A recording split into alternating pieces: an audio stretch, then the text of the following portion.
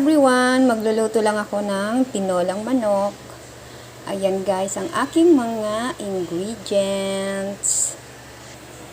Dahil nga guys, maniba lang na yung aking papaya. So, naisipan kong ilagay na lang sa tinola. Actually, naiisip ko kasi kanina is yung puso ng saging.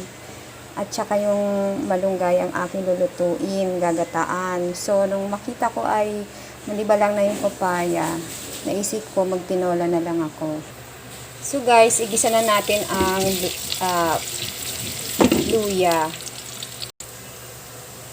And then guys, isunod na natin ang sibuyas. And ang konting bawang. Isang clove garlic lang guys ang nilagay kong bawang. Kasi yung iba hindi sila naglalagay ng bawang sa tinola. Then guys, isunod na natin ang chicken. Ayan. Igisa natin maigi ang chicken hanggang sa mag-brown. Actually guys, pag ako ngayon nagluluto, parang pang isang tao lang naman. Pero minsan sinusobrahan ko na guys kasi minsan binibigyan ko ang aking sisterette. Habang ginigisa-gisa guys, pwede rin natin lagyan na ng paminta. Titimplahan ko na rin siya ng konting patis habang ginigisa. Okay na to guys, lagyan na natin ng tubig. Guys, maglalagay din pala ako ng dahon ng luyang dilaw. Pampaalis lansa din guys ang dahon ng luyang dilaw.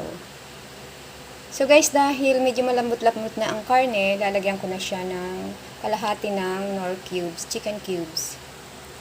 Kahit guys, may patis na yan, Knorr cubes, mas maganda pa rin naglalagay tayo ng asin. Kaya lalagyan ko siya ng konting asin. Mas masarap kasi ang niluluto kapag may asin talagang nilagay.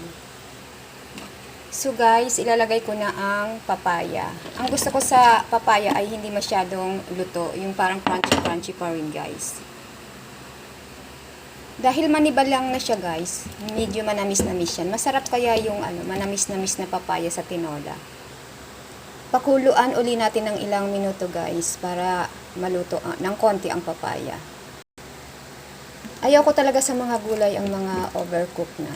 Maybe syempre kasi may ngipin pa naman ako guys na panguya.